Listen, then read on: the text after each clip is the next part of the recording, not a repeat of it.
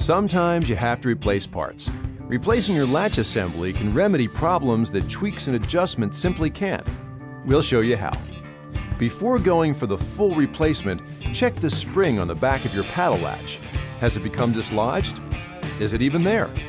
The spring should look like this. If it doesn't, use some needle nose pliers to hook the ends of the spring like so. If it's missing, you can order a replacement on our website. Okay, so it's not the spring, it's the whole latch. Let's get going.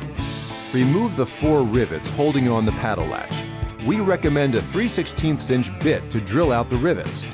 Once all 4 rivets have been removed, the latch assembly should pull right out. Insert your new latch. Now with 3/16 inch rivets, use a riveter to fasten the new paddle latch in place. Not bad.